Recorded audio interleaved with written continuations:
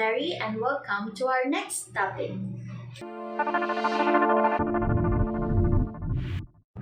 I had already released a video of my timeline here in India on which type of visa I am handling while staying here in India. In that video, I talked about visa conversion and visa extension. These are just the major applications I did to the FRRO to be able to stay continuously here in India. Now, in this video, I'll be covering the in-depth detail on how to apply for a visa conversion and how to extend the said visa. So without further ado, let's check it out. Let's begin by establishing some of the basic facts first. What is visa conversion? Visa conversion is the process of converting your tourist visa to an entry visa. While tourist visa is an easier solution for those who wanted to visit India, it also has a limited time of stay. As I have mentioned previously, the tourist visa is only valid for 60 days upon arrival. Sometimes you would be granted for 180 days, but it would be a different story if you wanted to stay longer here in India, especially if you are married to an Indian and you want or to stay or live together with them. Converting your tourist visa to an entry visa would be your next process if you want to stay longer here in India. Next, what is an entry visa? An entry visa is also called an X visa. It is a form of visa that is provided for foreigners visiting India. According to the government of India, an X visa can be granted to the following people. First, for spouse or children of a foreigner of Indian origin. A person of Indian origin who wishes to visit India for holidays and other purposes. Dependents of foreigners who comes to India on visas like business, student, research, or employment, and etc. Let me just give you some of the quick facts about entry visa. Entry visa is also called a dependent visa because this visa is highly dependent on a person of Indian origin. Meaning, if you are a foreigner married to an Indian, then your visa would highly be dependent on that Indian national. Also, while holding this visa, you cannot conduct any form of business in India and you cannot also do some employment, any form of employment. Next is, what is visa extension? Visa extension is the type of service that the FRRO granted for foreigners to extend their stay in India. The entry visa is valid only for 1 year, and if you wish to stay longer than a year, then you can extend your visa. You can also extend it multiple times. And in my case, I had applied for the extension twice already until I reached for 2 years, and after that, I applied for an OCI. Now that we have established some facts, let's start with the process. Let's talk about the visa conversion to an entry visa. These are the requirements for the visa conversion to entry visa. I'll be talking only the process according to my experiences. And take note that these are only the requirements for a X visa or a spouse or dependent of an Indian citizen or person of Indian origin. If you are not married and if you have a completely different case than me, then you can check out this link to know more about the visa that you're trying to get. I'll give it on the description box below. As I have mentioned, these are the mandatory requirements posted in the site of the Indian government. But sometimes the FRRO will require an additional supporting documents from you. And in my case, I have submitted a total of 12 documents. To make it easier, I will list it down here. So these are the mandatory documents that I submitted.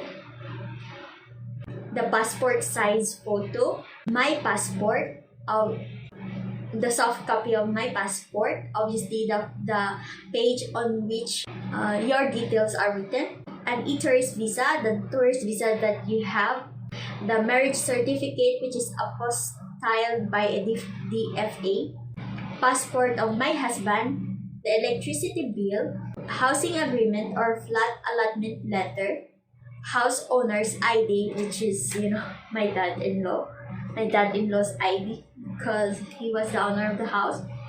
And I submitted a total of 4 letters while applying for this. These are my formal letter for applying for the conversion of my visa to entry visa, the responsibility letter of my husband saying that he will take care of my needs here while I'm staying in India. Then the letter from the house owner, my dad-in-law. If you are living in a rented house or rented flat, then the landlord just need to say on this letter that, to confirm that, you guys are staying in his house. Next is my undertaking letter of non-employment and business in India. So these are the documents that I submitted. So be sure to have a hard copy and soft copies of these documents. Once you have all of these documents, you can now apply online for the visa conversion. First, make an account on the FRRO website. Fill out the necessary details. Once you've made it, log into your account and click on Fresh New Application Submission. New Online Application Submission. On the service section, choose the conversion type and tick on Entry. On visa type, click on the visa that you have at hand, which means your tourist visa. There's only one subtype there, so just click it. Then on the conversion type, click on Entry Visa and the subtype is X1. Then you will be directed to a new page. That would be the application form. You just need to fill out all of the details there, and you will have to upload your photos and some of the documents, the required documents. The same thing that you did while you applied for the tourist visa. After that, you'll be directed to a payment gateway and you have to pay for the fee. The fee that I paid is 9,640 INR, and it depends on the state. Okay, it might vary from state to state. You can also choose to pay later because there's a feature there on the other site that you can just save it. You can save your application and then come back to it later. After you've done your payment, you'll receive a confirmation letter in your mail. Also, they will send an SMS on the phone number that you provided. I used my husband's phone number.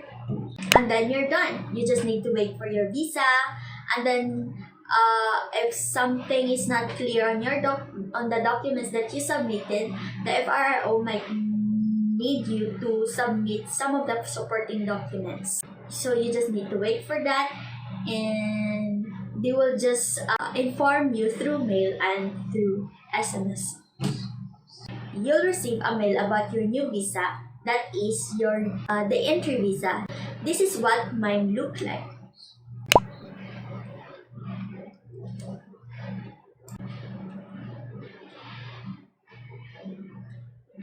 Now that you have received your entry visa, you can stay for 1 year now.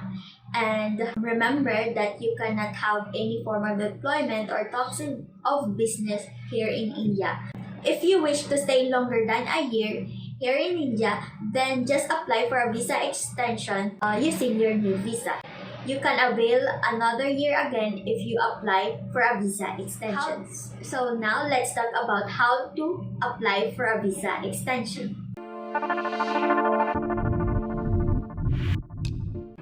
Let's start off first with the requirements.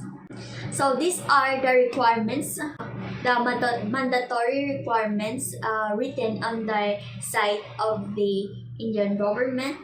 The list of requirements that they have is already outdated. So I'll give you the list of documents I submitted. It has the same requirements as with the conversion, but you just need an updated electricity bill And also in the letters, you just need to, to change the dates, and you need to have a new photo of yourself.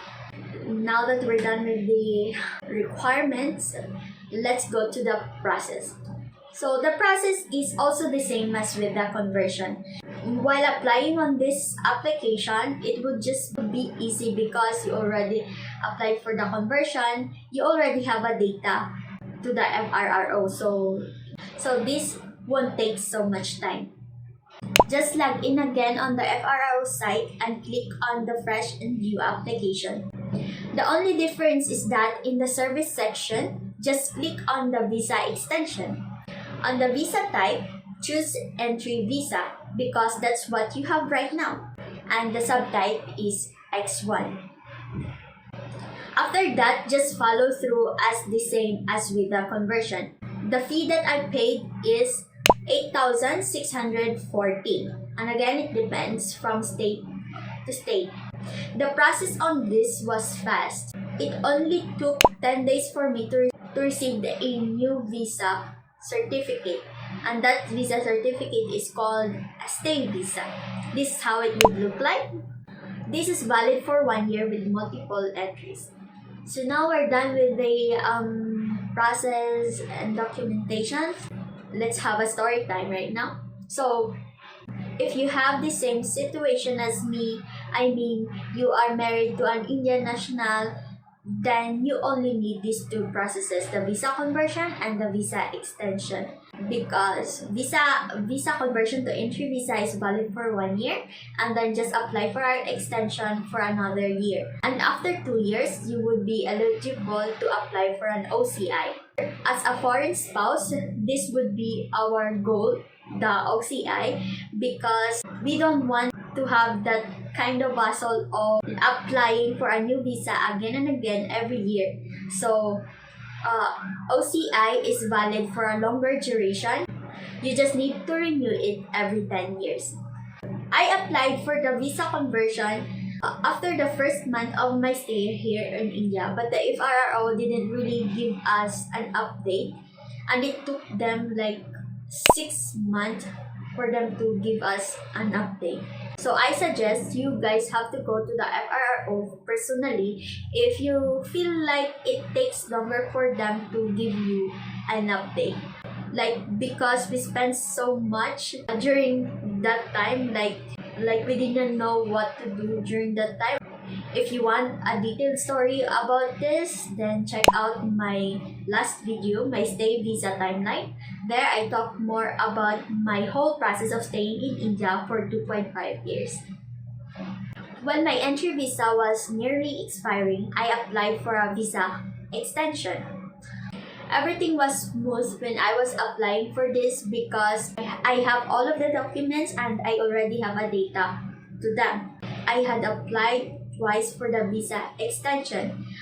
The first one, I was granted for a 1 year validity, and the second one, I was only granted for 6 months. And again, it's because of the misunderstanding from the FRRO side. Like, it's supposed to be 1 year. I applied for 1 year, but they only gave me for 6 months.